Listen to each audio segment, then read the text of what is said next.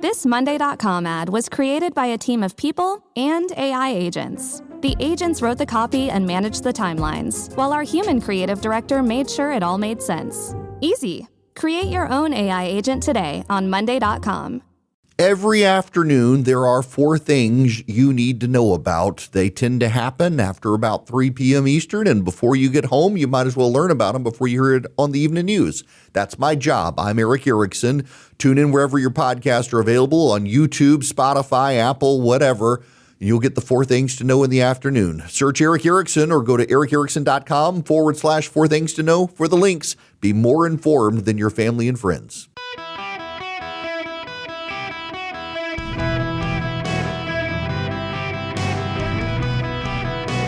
Welcome to the Erick Erickson Show podcast, Hour 2. Ladies and gentlemen, boys and girls, my friends across America, hi, Rio Linda. It is Erick Erickson here. The phone number, 877-973-7425. If you want to be on the program, would love to have you. It is an open line Friday today. We're a little looser on the phones. If you text Erick, E-R-I-C-K, to 33777, you can get the live stream, the show notes, the podcast, all that. But more importantly, this one is important. Many of you asked for it. If you text SHOW to 33777, you can get tickets for the Not Safe for Radio show October 10th in Atlanta. Would love to have you there October 10th. Just text the word SHOW to 33777. Get your tickets now. Now, we must begin this hour talking about, can you teach old dogs new tricks? This is a matter of dispute, I do think, because I do know some people who think an old dog cannot be taught new tricks. But sometimes I think you can, particularly if you put a shock collar on them. Just try to get a rise out of you. I am no Hassan Piker. Can you teach an old president new tricks? This is part of the problem. I want to play for you some audio. This is Donald John Trump, President of the United States, sitting down with, I believe it's Jake Sherman it is Jake Sherman from Punchbowl News, the ridiculously named news site in Washington, D.C. That's actually phenomenal. Jake Sherman and his team left Politico. They did Playbook. Playbook has gone into the gutter as left-wing pablum since they left. They cover Capitol Hill and politics. Jake does a great job. Jake Sherman and his team at Punchbowl News do a fantastic job. They had an interview with the president. This is a clip of it. Your critics on the Hill, Republicans, say privately, you don't really care about Congress. You don't care about losing the majority. You'll do your thing either way. You're president. You could do no, it's borders. Not right. Is that not right? Yeah, it's not right. I'd love to win. I'm fighting hard. I just get back from a trip. I was in California. I was in Nevada, all over the place. Yep. No, I'm going to fight. We have I don't even call it a mini convention, but it is. In Dallas, yes, right? It's a mini convention in Dallas. That was an idea that I had. I think it's going to be terrific. We're going to fight hard. We raised a lot of money. I raised a lot of money for just this purpose. I'll put in a lot of money. Right. It's very important for the country that we win, because you have people getting in office right now who will destroy this country. You have a person in Michigan that won the other night. Abdul El-Sayed. He is a disaster for the country. Got a good line of stuff. I watched him. He speaks well. Speaks okay. Seen better. But I'll tell you what, guys like that get in, they'll destroy this country. That's the message. As I mentioned last hour, my buddy Dean pointing out the Republican message, the Trump message is it's us or the commies. And by the way, that's going to persuade some Americans. That will persuade some Americans because the Democrats are deeply radical. But the data also shows up that people are really frustrated about the economy. I realize this is from MS Now, but this is a voter in Ohio who is frustrated. Also promised no new foreign wars. We're obviously in this war in Iran, which is why we're seeing the gas prices so high. What do you make of the president not keeping those campaign promises? He just told us what we wanted to hear to vote him back in. What would your message be to him about the economy right now, about prices, about day-to-day life? I would tell him, you promised us you would lower prices, bring back what it used to be. I was hoping that gas was going to go down so I could do something, can't do anything with gas prices, and you just can't afford to breathe at this point. Can't afford to breathe at this point. Don't be dismissive of the voters. They're the ones who are going to go vote. And right now, they feel like things are very expensive. Now, here is the problem, and let me read you. This is from Axios, from Jim VandeHei and Mike Allen. Read the polls, watch economic indicators, talk to President Trump's inner circle in private, and the verdict on the second term is clear. Even some longtime insiders fear he's trapped by a war he shouldn't have waged, tariffs he shouldn't have levied, and monuments he shouldn't be obsessed with. These three topics chew up most of the president's time and attention, and they're all unpopular. It's almost impossible to see the public suddenly warming to the war, tariffs, or more statues. Trump's approval cratered to an all-time low in Quinnipiac poll. Yeah, but Quinnipiac is biased towards the Democrats anyway. But the polling average has him less than 40% now. 68% of voters say he isn't focused enough on the problems Americans face. He squandered the GOP's most durable political advantage. A Reuters Ipsos poll this week and a Pew poll also show voters are split on which party is better for the economy after Republicans had led on the issue for 9 years. Going back to the president's first term, the Republicans have won on this issue. Now, of course, people will suddenly scream, well, the polls are now wrong. But I think part of the problem is you got a president who doesn't seem to be on message. This is him at his Las Vegas rally. Americans are working in the United States right now than at any point in the history of our country. I saw polls today on television and say, Donald Trump polls on the economy aren't good. The economy is the greatest economy we've ever had by far. The economy aren't good. They're fake polls, just like fake writers.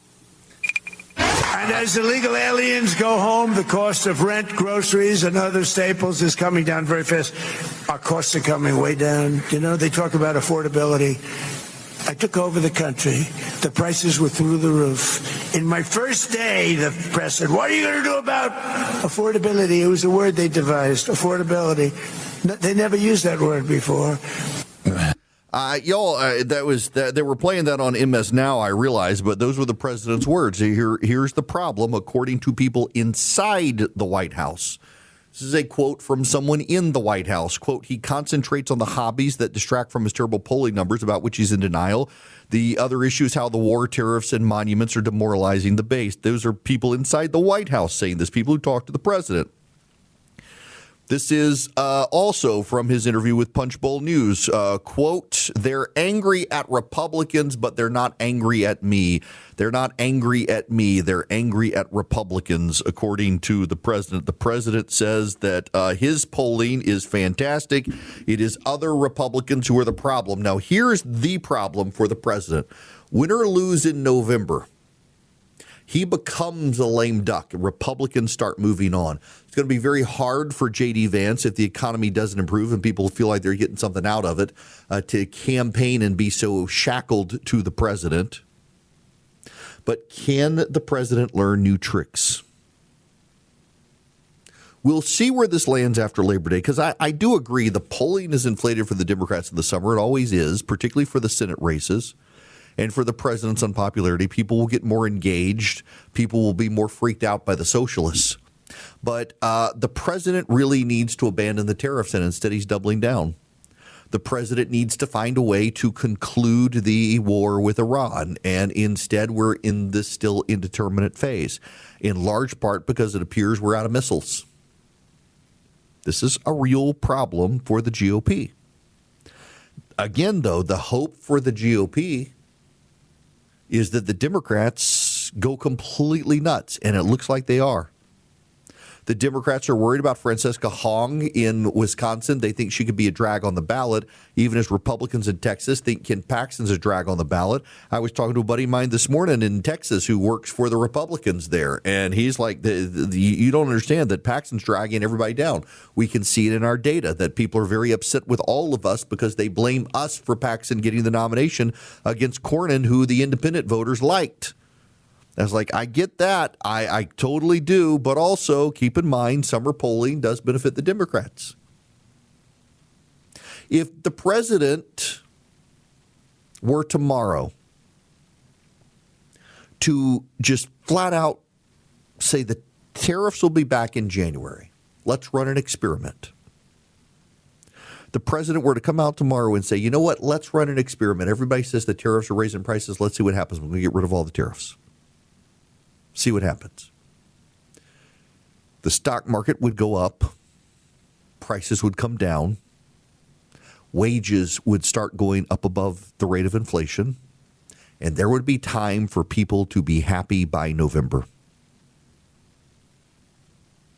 If the president decided, you know what, we are going to go in and we're going to spend the next 30 days beating the hell out of Iran and letting the Israelis and the Kurds engage in regime change to overthrow that regime, have it all done just after Labor Day, I think that would sink in with voters. You understand that the war in Iran is not popular, but what's really unpopular is the indeterminate phase in which it is that's been affecting gas prices. So if the president pours in resources for the next 30 days and is determined to take out that regime and allow the Israelis to go in and allow the Kurds to go in and completely topple that regime, it'd be over and done with around the time of Labor Day, and the president could take credit for it, and he would, a military success, he would rebound. Look what happened after Venezuela. Military success, quick military success, rebounded.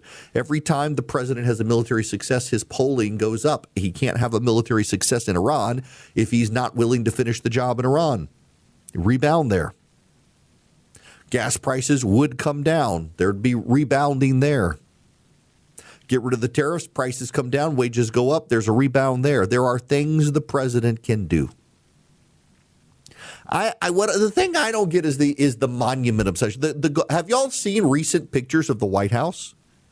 It's like, I don't know, the genie in the lamp threw up. I mean, it looks like a French whorehouse. The Oval Office is remarkable. The amount of gold leaf, it's like you're at a Paris opera house. It's gaudy. It is gaudy. Y'all, it really is. This isn't even tasteful. This at this point is just eccentric gaudy. I don't get it. I mean, the Rose Garden is now a paved over block. I don't understand his design choices. They really are like boomer design choices. It's like you go in the Oval Office and you expect there to be plastic on the furniture like at your grandmother's house. It's very odd. I don't get it. But if the president wants to keep doing that stuff, let him do it. I don't care. Let him do it. But I just think, Mr. President, if the Republicans don't win in Washington, you're going to have Americans begin to get comfortable with the idea of socialists in Washington, and we can't have that. So the best way to stop that is to get rid of the tariffs, wrap up the war, bring costs down before Labor Day or around Labor Day so people see the trend lines. And that's possible still. But saying that voters love you, they just don't like other Republicans, that abdicates your responsibility. And here's the problem, Mr. President, is that puts you in a bad spot with the GOP after November when you're a lame duck and they're moving on to 28. Because that happens. I mean, it's already starting to happen. So many of the fights that are happening on the right now online are all about protecting the precious around J.D. Vance or Marco Rubio or whoever. I already find it exhausting. Why? We're not even to 26's election yet. We're already got people arguing over 28. But those arguments rev up after November, and the president positions himself with clout or not after November based on what happens in November. And if the GOP gets wiped out and the socialists take Washington, Americans start getting comfortable with socialists in Washington, D.C. That's a bad thing for the country. There are huge stakes in this election, and I'll tell you what's not helpful is the president claiming that we're never going to get a Republican elected again if we don't have the SAVE Act, because you're not getting the SAVE Act.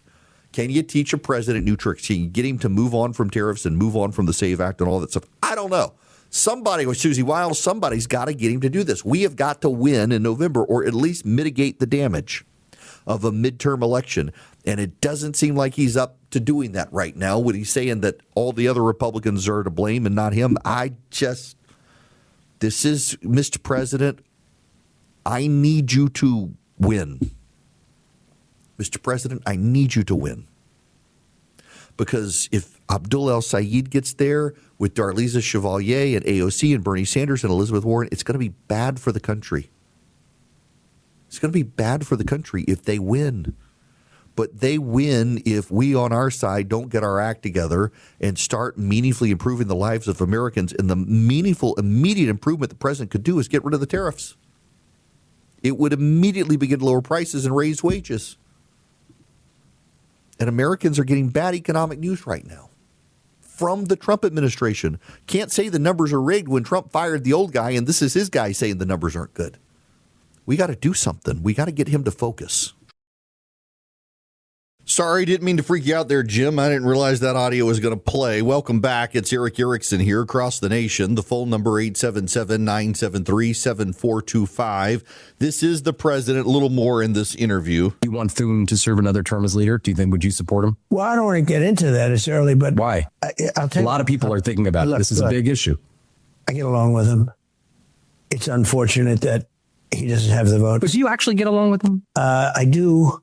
But you clearly disagree. I mean, you have big disagreements. I do have disagreements. I believe strongly in terminating the filibuster. And by the way, getting Save America Act approved immediately and about 400 other things in every hour of every day. Boom, boom, boom. You get whatever you want. You get. Democrats would do it too, though, right? They'd get. Well, they're going to do that. They're going to do that. If they get in, they're going to do it very quickly. I mean, you're wrong on that one. We'll see. They're going to do that so fast. And I say, as long as we all know that they're going to do it, I'm so shocked to hear you. But as long as I know that they're going to do that, you do it. I would do it whether they did it or not. We would get in the next 2.5 years, we would get things that nobody ever dreamt of. We would be in office for the next 100 years.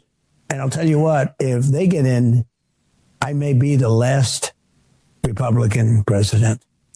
I don't think that sort of hyperbole serves anybody. You won in 2024 the popular vote without the Save America Act. It can be done again, but convincing your side they're going to be victims with nothing in evidence to show it, it depresses your own vote. Oh, we didn't get the Save America Act passed. We might as well not go vote because we're not going to win anyway. That's not a helpful message in my mind.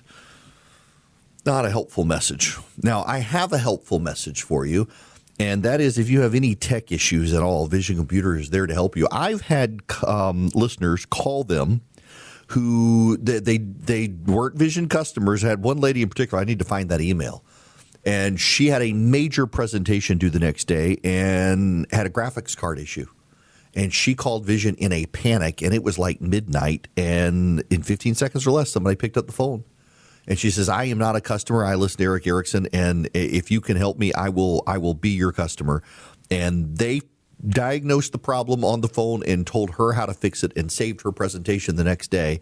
And she's now got their managed IT service. 15 seconds or less, they answered the phone. As I told you, call them today yourself at 404-COMPUTE, any one of you nationwide. They can build you a computer and the managed IT comes with it, or you can get the managed IT yourself. Anybody nationwide, 404-COMPUTE or visioncomputers.com. They help companies, they help individuals. 404-COMPUTE or visioncomputers.com. Let Vision Computers take care of all of your computer needs. You can thank me later. They are that good. This Monday.com ad was created by a team of people and AI agents. Reese, our content agent, wrote the copy based on our best practices, like mentioning Monday.com 3 times. That was the second. Johnny, our coordination agent, built the timeline and kept everyone aligned. Olivia, our human creative director, stayed in the loop. Because agents are great, but they don't always know when a joke lands. She had one note: tell listeners it only takes minutes to build an agent. So, minutes. Create your own AI agent today on Monday.com. Greetings. Welcome this Open Line Friday. The phone number is 877-973-7425. Should you wish to be on the program, I'm going to go to David in Oklahoma City, Oklahoma. David, welcome to the show. How are you? I am fantastic. Thank you very much for taking my call. Absolutely. What's going on? Hey, I was driving. I was listening to the radio, and apparently in New York they're trying to pass a $30 minimum wage. Restaurant workers are doing. I'm a 38-year restaurant veteran from the state of Washington, California, and Kansas. And now you've taken refuge in Oklahoma? Yeah, grandkids. There you go. Refuge with the grandkids. Yeah, Your costs have gone up being around the grandkids, David. Yes, it's amazing. Yes. so we call Oklahoma home now. I told my wife. I said, well, maybe that's why it's in the middle of the name, Oklahoma. Okay. Hey, I was in the restaurant industry, pretty serious, in Washington State. When they had a minimum wage hike, which happens every year, but in 1988, I believe it was. They elected to get rid of the tip credit. And a lot of people don't understand what that tip credit is. But here's what I can tell you, the effect of the tip credit being lost. There's 7 states that didn't offer the tip credit in 1990, let's say. Washington, Oregon, California, blue. Minnesota, maybe that's blue too. Yep. And then there was a couple more I don't know about, but I remember. Minimum wage was being, that tip credit and minimum wage that was being lobbied to go up was being lobbied heavily by the union. Because unions, this is what I heard, I was testifying in the Capitol because I was in Olympia, Washington. I was testifying before committees. Mm-hmm. Didn't make us look very good, but nonetheless, the unions force that, or they're lobbying because what I heard is that union scale is based off of minimum wage. And so if they can get the minimum wage hiked, they can get their union wages up. Well, taking away the tip credit, if you go visit a restaurant in Washington State, if you and your wife go out to just a casual dining restaurant, you're probably going to spend, and this was without alcohol, probably going to spend $50 or $60. Mm-hmm. Or you might be able to get the same meal in a state that offers a tip credit, which gives the employer an opportunity to take up to, well, it used to be 50%. They froze it at when minimum wage went to $4.25. They froze the tip credit at $2.13. So it's not anyway. If you go to a restaurant in, let's say, Oklahoma City, where they're only paying $2.13 an hour or $3 an hour, or Tennessee, where I worked once too, you can have the same meal. You and your wife can go to the same restaurant, and instead of $60, you might only be $40. But you're still going to tip 20%. So who's really making a lot of money is those servers. And hey, I was a server. I get it. Yeah. Yep. But they're talking about gas prices because of what's going on, et cetera. What do you think minimum wage does to labor costs in restaurants that, I'm sorry, are operating on I think the only industry that I know of that operates on a smaller margin might be the grocery industry. Right. Yeah, people do not understand the margins. They really don't. No concept of it. But you're absolutely right. You raise those wages. This is why in California, so many fast food restaurants are moving towards automation, robots and the kiosks for ordering and things like that. They don't have anybody behind the counter. They can't afford to pay the people to do that. And by the way, what's also worth pointing out, David, is one of the common patterns that we're hearing recurring in the economy right now is that young Americans in high school and in college, they can't get jobs. One of the reasons they can't get jobs is because a lot of the jobs designed for them are the minimum wage jobs. They're the starter jobs. And when you can't get the starter jobs, you can't get the next job. And those starter jobs are now going to older people because the older people have more skills. And employers are thinking, if I got to pay $20 an hour instead of $10 an hour, I might as well go with someone older with more skills. Then they'll be more efficient. We've shut young kids out of jobs. And we've driven up costs for too many people who have small businesses, who can't afford to keep their businesses going because we decided we can't let the market determine the wage rate. The government must determine the wage rate, and the government does not determine a good wage rate. The government tends to be biased towards the labor end of the equation because those people vote, and it's not a good setup for people. It actually harms businesses. It puts businesses out of business. And so you raise the labor rate, you raise the wage for the employee, you get rid of tipping. A lot of restaurant waiters and waitresses don't want to raise their rate and get rid of tipping because they make more on tips because Americans are generous people. And it winds up screwing them out of a lot of money. And then the restaurant closes because they can't keep open. It's just not good. It's an unsustainable situation. But when you've got people on the left and the right embracing left-wing economics, I'm frustrated with people on the right who used to understand this stuff, chasing clout on the internet by rejecting Milton Friedman all of a sudden, who was right on the money on all this stuff. And the new argument on the right, by the way, is that we can't have free market economics because free market economics only works if you have morality. And that's actually the opposite. You need competition in the marketplace because people are going to go to the people who have morality, and the people who don't have morality are going to have to find it or do their best impression of it to attract people for honest deals. The free market isn't just good for when people have morals. It's great for when people don't, because when people don't have morals, the people who do better than the people who don't because you can trust them and they shine in a free market, which forces everyone else to conform to them.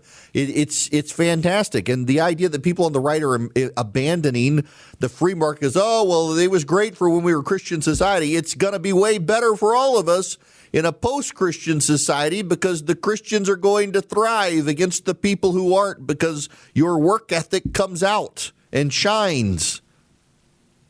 The sooner we re-embrace the free market in this country, the better off we'll be. Bob in West Palm Beach, Florida, you're going to be up next. Welcome, sir. How are you? I'm doing good today, Eric. I just wanted to tell you that talk to a lot of people that I know, youngsters, stuff like that, and we've literally gotten to the point we're just not voting anymore. It's almost like, do you want to get bit by a rattlesnake or do you want to get bit by a water moccasin? Either way you go, it's going to be garbage. So it's beyond voting for the lesser of the two evils. It's like the two snake comparisons I made. It's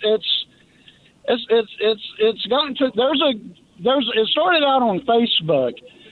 There's a group, for the life of me I can't remember, but there's a group that call themselves, I think it's like Sit Out the Vote 2026. There's over 1.5 million people just in South Florida alone that are saying, you know what, we're not doing this, we're not playing this game anymore.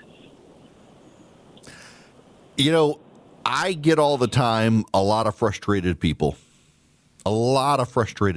who they're furious with the way things are going.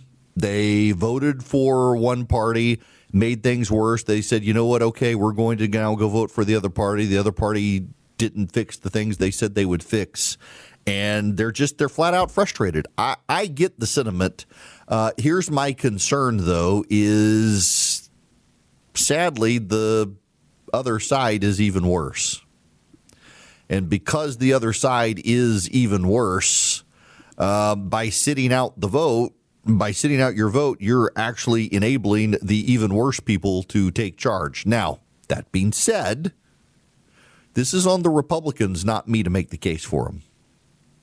And this is part of the frustration that I think a lot of people have, is it just doesn't feel like the Republicans really do want to make the case right now. They want to say the other side is worse. Who cares what I stand for? The other side is worse. And that only gets you so far in this environment because the deep frustration that people have with our economy right now. You know, we have spent 2 days, and I'm not going to go back to the $20 taco, but the reason the $20 burrito, but the reason that whole conversation takes shape is there are a lot of people on the right now who recognize that, the cost of living, it's still very unaffordable. In fact, so I want to read you this, and I don't want to pick on the guy, so I'm going to leave his name out of it. But he saw my tweet, and I will read you my tweet. And my tweet was, I find all this is Noam Blum wrote. Burrito discourse is annoying because people are fighting as though it can't simultaneously be true that buying and cooking your own food is cheaper, but that it isn't as cheap these days due to stuff like tariffs in Iran. Not sure why it's got to be either or. And I replied, I find it annoying because the loudest complainers on the right about the burrito prices are also the loudest champions of present economic policies that cause those increases. So guy texts me, he says, I love your show. It seems like Chinese gaslighting PSYOP campaign that the burrito debate is even happening when we all watched inflation skyrocket by double digits each month in 2022 and home prices jump by 40 and 50% with increasingly high interest rates, and nothing's being done to fix it. We live in a modest $350,000 home in Woodstock, Georgia. Our monthly payment is $2,800. Of that, $300 of it goes to the principal. We're more fortunate than many of our peers and are attacking it. But for many people under 35, despite genuine best efforts, achieving ownership will simply not happen unless through inheritance. I don't need to keep rambling, but I think this has a lot of downstream effects beyond just housing, like people giving up and checking out of society or voting for the socialists or both. And by the way, he's absolutely right. He is. Now, he was upset with my response and said, this is bad faith. You're working overtime to lump millennials into supporting tariffs. We're being decimated by going a large chunk of our 20s and 30s unable to enter the housing market. And my point here was, dude, you're responding to one tweet of mine, and I've done a bunch and an entire hour on radio on this, and I get your point that people are falling behind right now. And by the way, the data is out today that wages are yet again falling behind inflation. Inflation is just eating up people's paycheck. And the party in power bears responsibility. And I'm not here to carry water for Republicans or tell you it's the Democrats' fault when the Republicans have now enacted policies over the past year and a half that have contributed to the very same problems that Biden and the Democrats said. The Republicans have overspent. The Republicans have done tariffs. The Republicans have done these things. There are ways to fix the problems. And my frustration, my big frustration is that there are a lot of really good ways to fix the problems we're having right now, but neither side in Washington, D.C. wants to do those solutions. Why? Because it would decrease their power. It would decrease the power of Washington, D.C. if the government stopped buying controlling interests in companies. You know, the government, the Republicans in charge who are screaming about socialism have now taken ownership interest in 30 American companies, or at least stock control. 30 American companies. That increases moral hazard. It increases inefficiencies. It puts some American companies at a competitive advantage to others because the government is on their side by owning stock in those companies. It's socialism. The people who were screaming about the rise of the socialists are engaged in socialism.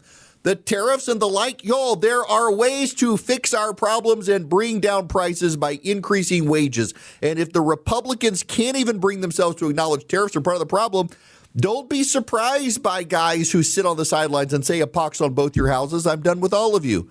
When the Republican solution is the Democrats are wrong, but we're going to engage in socialism light, well, you're going to have a lot of people say, I hate all the socialists. I'm not voting for you. The Republicans are bringing this on themselves. And I'm sorry, but that starts at the top.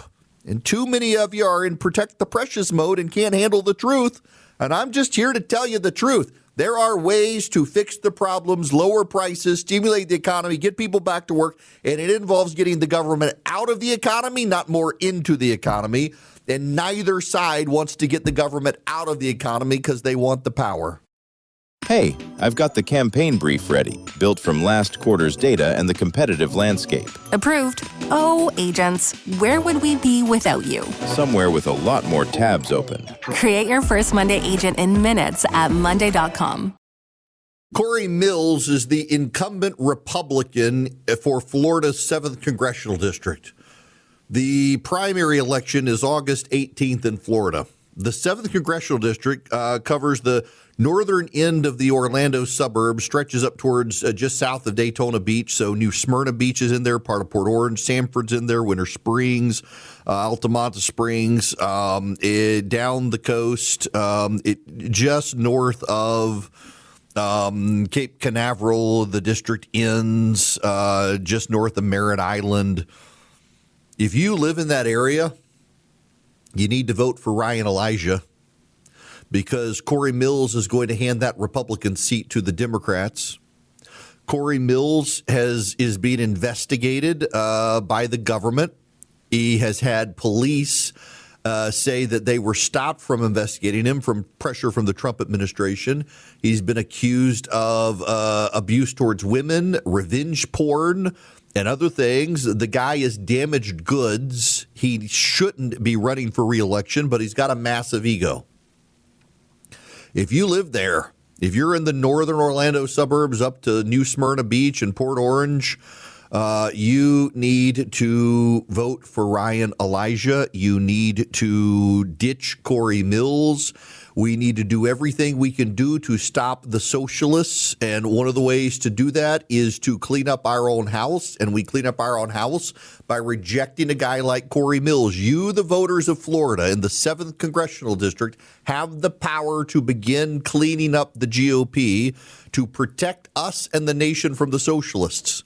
Those of you in Cory Mills' district, you need to vote for Ryan Elijah. Those of you in Ohio, Ohio's 7th Congressional District, it's Florida 7 and Ohio 7. Ohio 7's Max Miller.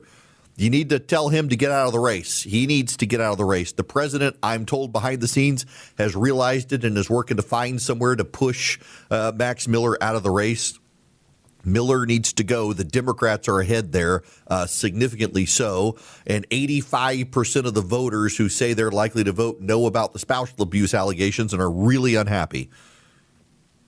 We can mitigate, if not prevent, Democrats from taking over by cleaning up our own house. And in Florida, that involves Republican primary voters in central Florida to the coast, to the Atlantic coast, booting Cory Mills. And that involves Republicans applying maximum pressure to force Max Miller out of the race in Ohio. Protect those Republican seats, and you protect the nation from socialism. This is a no-brainer now. And you guys in Florida have the opportunity to boot Cory Mills. And by the way, the polling, he's got like a 3-point lead in polling right now. And you got a primary on August 18th. So get rid of Cory Mills. Now, I got to tell you about Cozy Earth. They're my newest advertiser, and I love them. I've been a customer of theirs before they were an advertiser. I was a customer of Cozy Earth. I have their bamboo sheets, and they are super soft and super cool. They keep you cool at night. They help you get to sleep faster because you're not sweating when you go to sleep. If you go to CozyEarth.com, use code Erick, you get 20% off. That's code Erick, E-R-I-C-K. Go to CozyEarth.com, put in Erick at checkout as your code. You get 20% off. And if you get a post-purchase survey, mention that you heard about Cozy Earth on the show. They are super soft sheets. They have a long-time warranty. They are fantastic and high quality. They're at CozyEarth.com. Use Erick as your discount code. Get 20% off. CozyEarth.com.